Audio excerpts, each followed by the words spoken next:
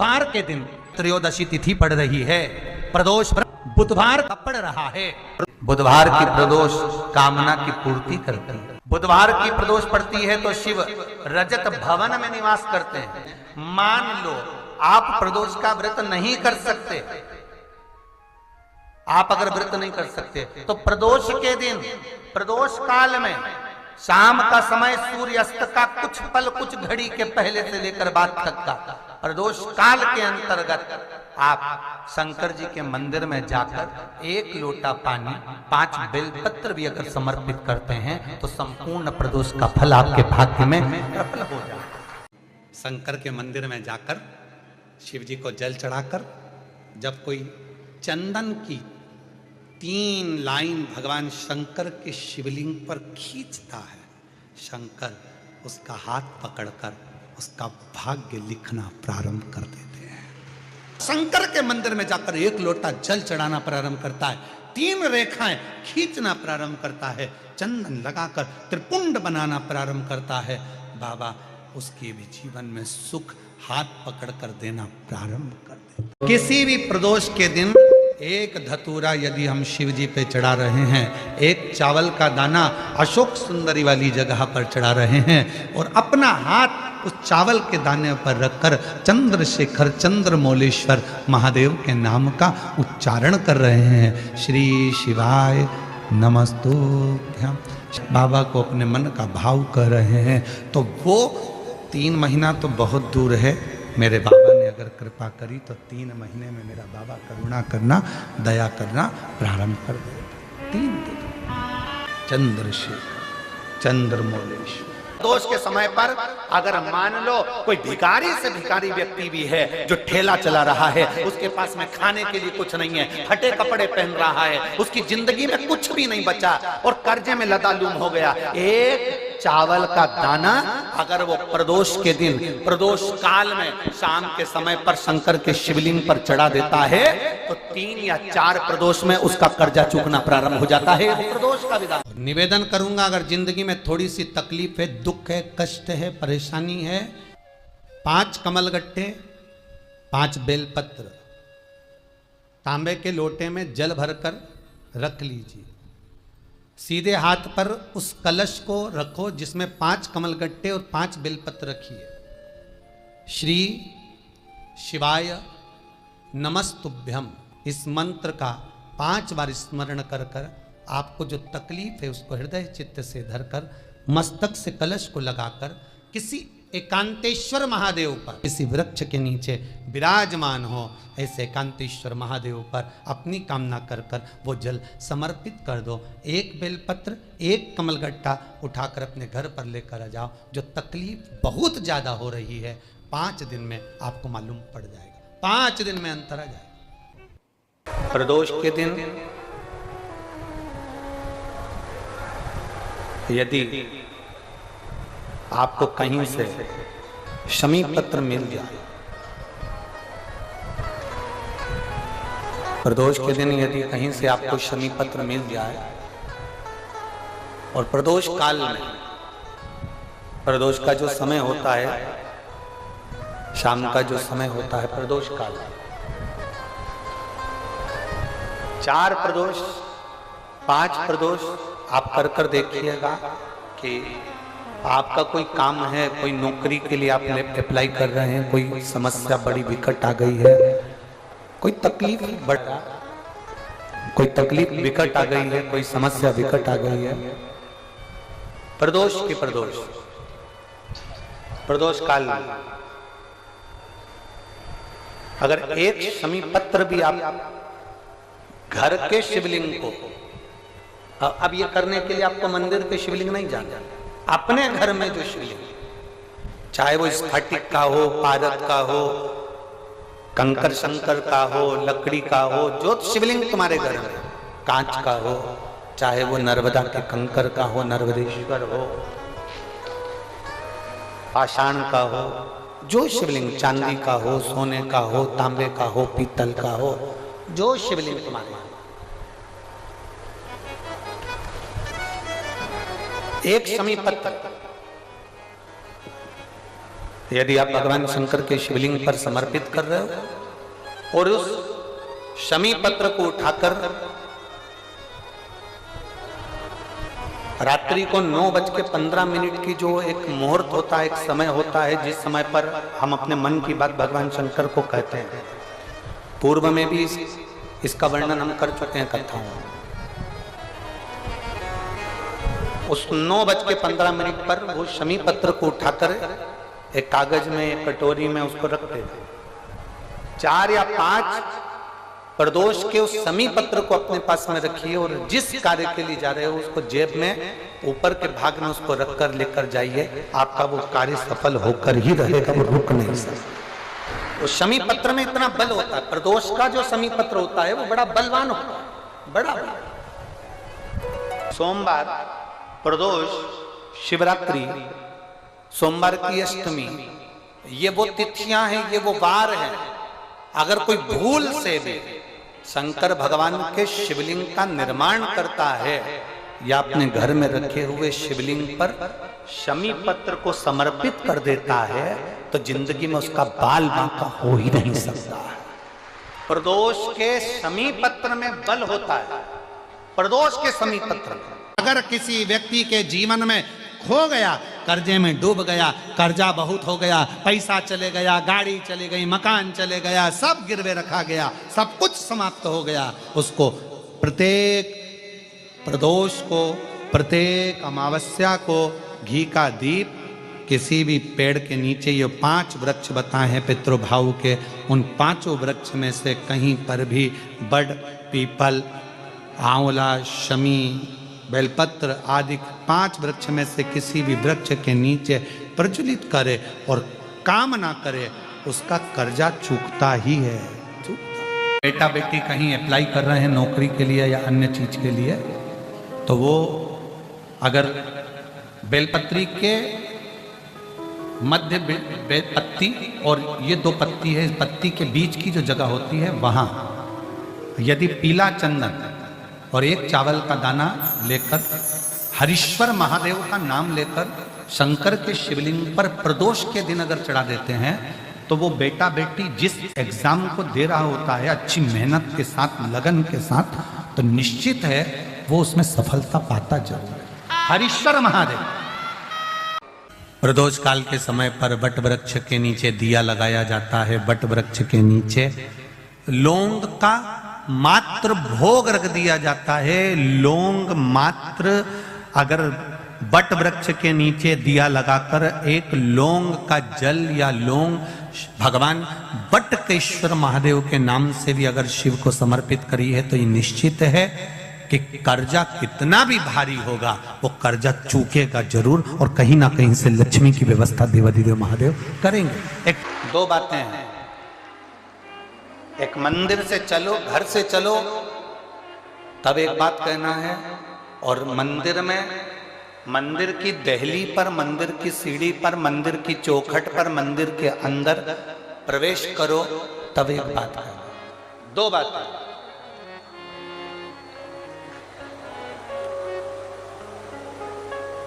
एक, घर से चलते समय, लोटा पानी का भरते समय बाबा से कहना है ये पूरा मेरा घर नहीं, आपका घर है, और ये घर का जल मैं आपको देने के लिए इसलिए आ रही हूं क्योंकि ये जल नहीं है, मेरी दशा आपको ये जल बताएगा, तो ये जल मेरा एड्रेस है। जब आप शाम को घूमने निकलो तो मेरे दरवाजे पर 2 मिनट जरूर रुको। ये एड्रेस है। एक घर से निकलते समय कहो कि ये मेरा घर नहीं, या आपका। और दूसरा, मंदिर के अंदर जब प्रवेश करो, मंदिर की चौखट पर जब पांव रखो, मंदिर के अंदर, मंदिर की दहली पर, मंदिर के दरवाजे में जब प्रवेश करो, तब भगवान भोलेनाथ जी से कहना मैं जैसा भी हूं और मेरे घर के लोग जैसे भी हैं सब आपके हैं और आप हमारे हैं, बस इतना याद रखना और कुछ नहीं। विश्वनाथ को कुछ नहीं चाहिए, मेरे शंकर को चाहिए क्या? अगर आपके जीवन में ऐसा लगे कि बहुत बड़ी बीमारी आ गई और आपके घर का व्यक्ति वेंटिलेटर पर पड़ा हुआ है, तो शमी के वृक्ष के फूल ले आओ 7, और शमी के वृक्ष के 7 फूल लाकर एक एक फूल शंकर भगवान को श्री शिवाय नमस्तुभ्यम कहकर उस व्यक्ति के लिए जो पड़ा हुआ है, अंतिम सांसें गिन रहा है, जिसको अटैक आ गया, अंतिम सांसों में जो गिन रहा है, उसके नाम से भगवान शंकर पर चढ़ाना प्रारंभ कर दो। मात्र 7 पुष्प, उस शमी के वृक्ष के 7 पुष्प आप शिव को समर्पित करिए, उसका नाम और गोत्र बोलकर, और भगवान शंकर का मूल मंत्र श्री शिवाय, जम के बोलिए श्री शिवाय नमस्तुभ्यम बोलकर एक एक शमी का फूल शंकर पर चढ़ाना प्रारंभ कर दो।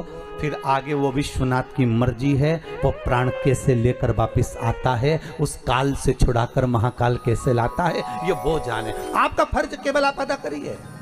5 जगह ऐसी होती है जहां पर अगर चंदन का लेपन कर दिया जाता है तो विपदा, बांधा, तकलीफें, कष्ट दूर होता चले। 5 स्थान बताओ, उसको समझिए। शिवलिंग को अपन मान लो, इसको जलाधारी मानो, जहां से जल गए था, ठीक है। ये गोल भाग जलाधारी जिस पर शिवपिंडी रखिए, यहीं पर अपन गणेश जी कार्तिकेय का स्थान, बीच में अशोक सुंदरी का स्थान मानो। अब इसको समझिएगा। 5 स्थान बताए। पहला स्थान भगवान शंकर के पूरे शिवलिंग का मध्य भाग, ये पूरा जो शिवलिंग है शिव जी का, उस शिवलिंग का मध्य भाग प्रथम। द्वितीय है जहां पर गंगा का अविरल धारा निरंतर बह रही है, द्वितीय स्थान गंगा की धारा का मूल बिंदु शिखा, पहला। दूसरा, तृतीय स्थान उसी के सामने जो जलाधारी का पटका दिख रहा हो, दिखता है जलाधारी का सामने का हिस्सा, भीतर का हिस्सा नहीं, जिस पे रखा है वो हिस्सा नहीं, सामने जो दिख रहा है। 1, 2 और तृतीय स्थान मां अंबा जगदम्बा के कंठ भाग पर चंदन का लेप। महाराज 3 स्थान ये बताए। चौथा स्थान जहां से जल नीचे गिर रहा है, जल गिरने का जो स्थान छोटा सा एक भाग रहता है, जितनी जगह रहती है उसके मध्य भाग, चतुर्थ स्थान। और 5वें नंबर का जो भाग बताया गया वो अशोक सुंदरी का स्थान। ये 5 स्थान ऐसे हैं जहां चंदन का थोड़ी सी बिंदी भी अगर हम लगा देते हैं तो कैसी भी विषम परिस्थिति हो वो टल जाती है और बाबा की कृपा होना। कभी किसी से पूछो कि भगवान शंकर का ये अविरल त्योहार प्रदोष का व्रत क्यों आता है, क्यों भगवान शंकर की आराधना प्रदोष के दिन करी जाती है, क्यों कभी सोमवार भौम प्रदोष आ जाती है, कभी गुरुवार का प्रदोष आ जाता है, कभी शुक्रवार का प्रदोष आ जाता है, कभी कोई प्रदोष आ जाता है, ये प्रदोष का व्रत क्यों आता है? उसका एक कारण है भगवान शंकर प्रदोष का व्रत धारण कर कर फिर अगला जो दिन होता है उस दिन मेरे शंकर भगवान अपने सारे गणों के साथ नंदी, भृंगी, श्रृंगी, नर, गंधर्व, अप्सरा, किन्नर, देवता, पशु, पक्षी जितने भी होते हैं मेरे शिव सबके साथ बैठकर अपना महाप्रसाद ग्रहण करते हैं। साथ बैठने पर हमारा क्लेश समाप्त होगा।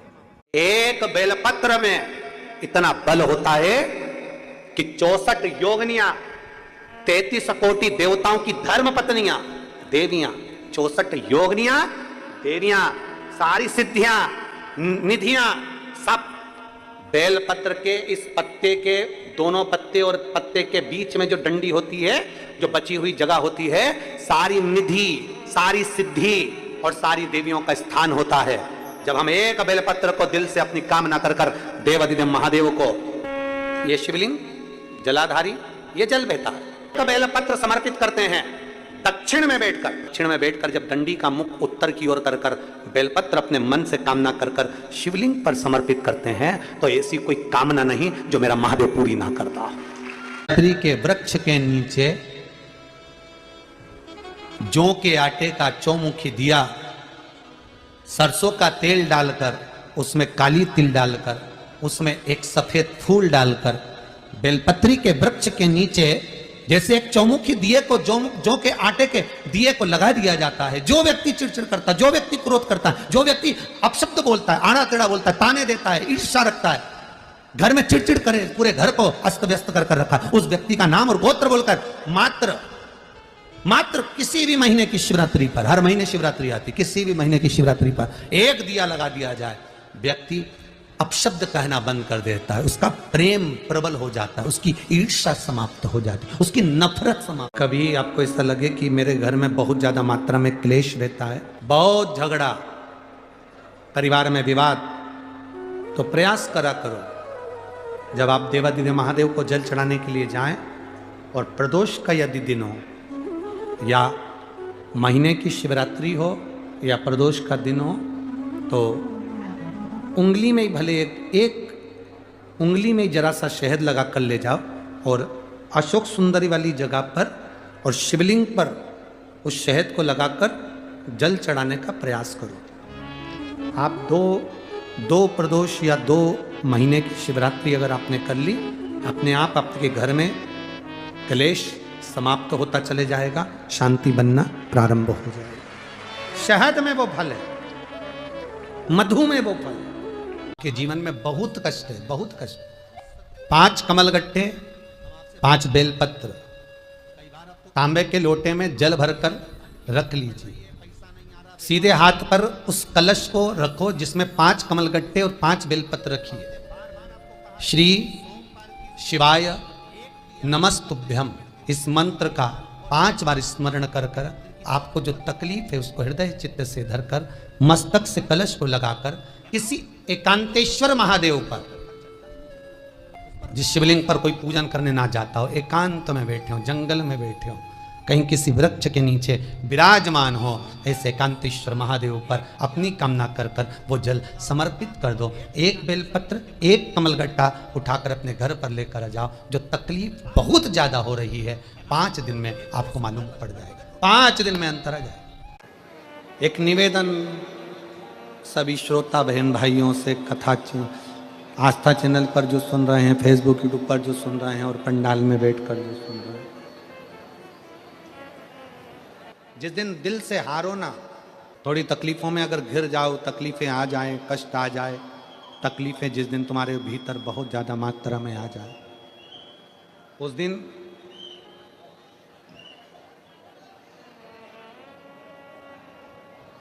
तीन बेलपत्र,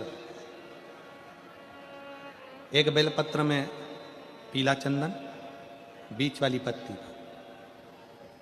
जिस दिन तुम्हें लगे कि मैं बहुत दुखी चल रही हूं और मेरा काम हो ही नहीं रहा, बहुत तकलीफ की जिंदगी चल रही है, कोई हाथ पकड़ने वाला नहीं है, कोई संभालने वाला नहीं है और बहुत तकलीफ हो रही, बहुत तकलीफ। उस समय पर एक बेलपत्री के बीच वाली पत्ती पर पीला चंदन, दूसरी पत्ती पर लाल चंदन और तीसरी पत्ती पर 11 चावल गीले, पानी में उसको थोड़ा सा भिगो लें या धो लें, 11 चावल गीले शिव जी की उस पत्ती पर रखें।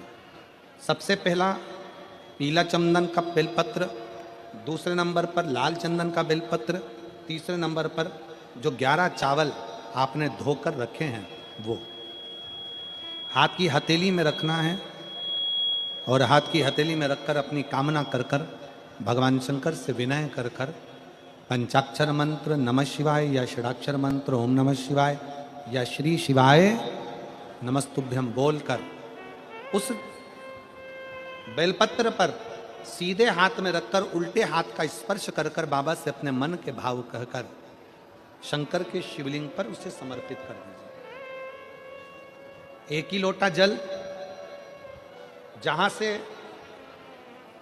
जल बहता है अशोक सुंदरी वाली जगह, 1 ही लोटा जल, जहां से जल बहता है उस जल बहने वाली जगह पर 3 बार उस जल को अपनी कामना कर कर श्री शिवाय नमस्तुभ्यम या पंचाक्षर मंत्र या षडाक्षर मंत्र बोलकर 3 बार उस स्थान पर गिरा दीजिए।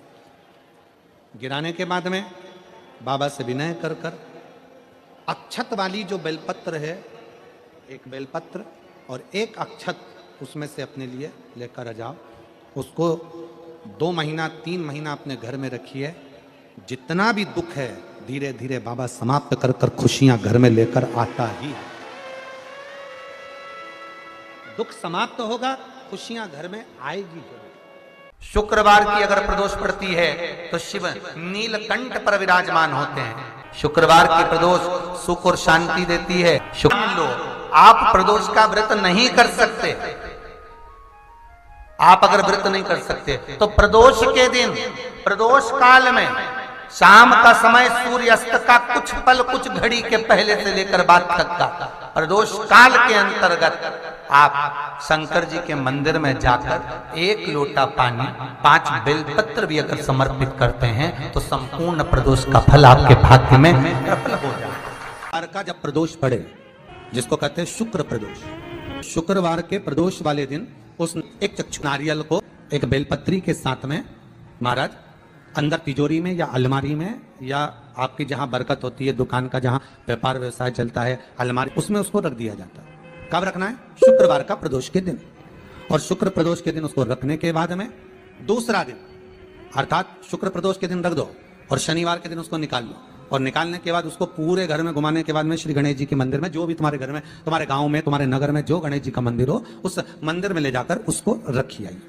वहां से मात्र 1 दुर्बा लेकर आइए, गणेश जी महाराज की चढ़ी हुई केवल 1 दुर्बा, और उस दुर्बा को दरवाजे की देहली पर छुलाकर उस दुर्बा को अपनी अलमारी में, अपनी तिजोरी में उसी दिन रख दो जिस दिन लेकर आए महाराज। कभी जिंदगी में लक्ष्मी की कमी नहीं आ सकती, पर होना चाहिए 1 चक्षु नारियल। नारियल में 1 नारियल ऐसा होता है जिसका 1 नेत्र होता है, उसमें 3 नेत्र नहीं होते, एक चक्षु। तो प्रदोष पड़ती है, उस प्रदोष पर, प्रदोष काल में अगर 1 आधी चम्मच भी गौ माता का दूध मिल जाए, एक छोटी सी कटोरी में सीधे हाथ में दूध और उल्टे हाथ में दूध, जल का पात्र, या उसी पात्र के ऊपर दूध का पात्र रखकर हाथ में लेकर जो शंकर के शिवालय में देहली पर खड़ा होकर शंकर से अपनी कामना कर कर शंकर के मंदिर में जाकर दूध अशोक सुंदरी वाली जगह पर चढ़ाकर जल शंकर के शिवलिंग पर जो समर्पित कर देता है, देवाधिदेव महादेव उसकी कामना पूर्ण कर देते हैं। जिस व्यक्ति की जिंदगी में केवल घाटा ही घाटा लिखा हो, दुख ही दुख लिखा हो, और कई साल हो गए हों किराए के मकान में रहते हुए या तकलीफ को भोगते भोगते परिवार में कहीं सुख है ही नहीं, 2 पौधे को याद रखना। जिसकी जिंदगी में दुख ही दुख लिखा, कष्ट ही कष्ट लिखा, परेशानी परेशानी लिखी, तो मंदार और शमी, ये 2 पौधे ऐसे हैं जो जीवन में सुख प्रदान करते हैं। एक नियम बना लो, 12 महीने शिवरात्रि आती है, हर महीने शिवरात्रि पड़ती है, महीने में 2 बार प्रदोष पड़ती है। या तो प्रदोष का नियम बनाओ या शिवरात्रि का नियम बनाओ। एक काम करना चालू करो, थोड़ी सी मिट्टी शमी के पेड़ के नीचे की और थोड़ी सी मिट्टी मंदार के पौधे के नीचे की, दोनों को लाओ, अच्छा मिलाकर उसका एक शिवलिंग का निर्माण करो, और उस शिवलिंग का पूजन प्रदोष काल में शाम के समय शिवलिंग के सामने 2 घी के दिए जलाकर, जैसी घर में पूजन करते हो वैसी की वैसी पूजन करो, आरती करो, थोड़ा सा भोग लगाकर निवेदन कर कर उस शिवलिंग का बाद में विसर्जन करो। 5 या 7 प्रदोष कर लो या 5 या 7 शिवरात्रि कर लो, आपको किसी के आगे हाथ नहीं फैलाना पड़ेगा। मेरा देवाधिदेव महादेव स्वयं भंडार भरना प्रारंभ कर देगा, स्वयं शिव भंडार भरेगा। मंदार और शमी के वृक्ष के नीचे का वो फल होता है जो सुख देगा, जो सुख देगा, जो हमें आनंद प्रदान करता है।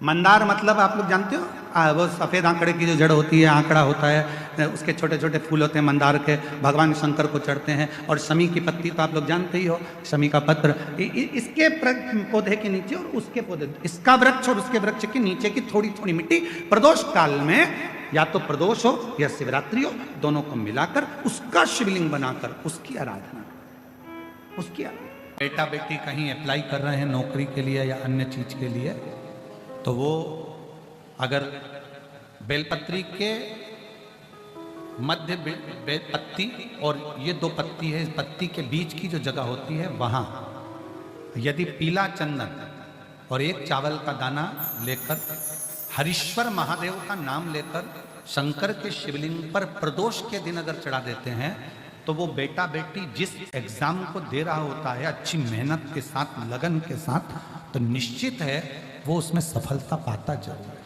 हरीश्वर महादेव। पंच पुष्प शिव महापुराण की कथा है। फूल चढ़ाने से पहले फूल चढ़ाने का तरीका आना चाहिए।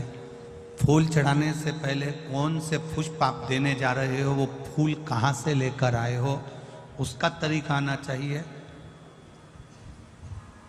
भले आपके पास में पुष्प नहीं है, आपने मंदिर कई पुष्प चढ़ाया, तो उसका भी तरीका आना चाहिए। लोगों के तो स्मरण में होगा कि शंकर भगवान को या देवताओं को जो पुष्प चढ़ता है,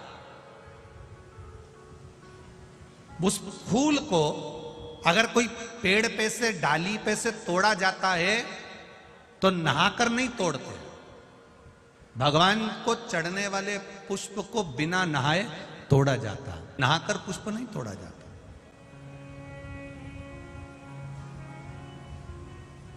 कितने लोग हैं जो बगीचे से फूल तोड़ते होंगे तो नहा के तोड़ लेते होंगे, और कितने लोग हैं जो बगीचे से पुष्प तोड़ते हैं तो सुबह सुबह उठे, मंजन आदि करा, हाथ पैर धोया, बगीचे में गए, डाली पे से फूल तोड़े और भगवान को समर्पित करे। वायु पुराण, वायु पुराण का शब्द कह रहा है भगवान को समर्पित होने वाले पुष्प जब आप तोड़ते हैं, लेकर आते हैं,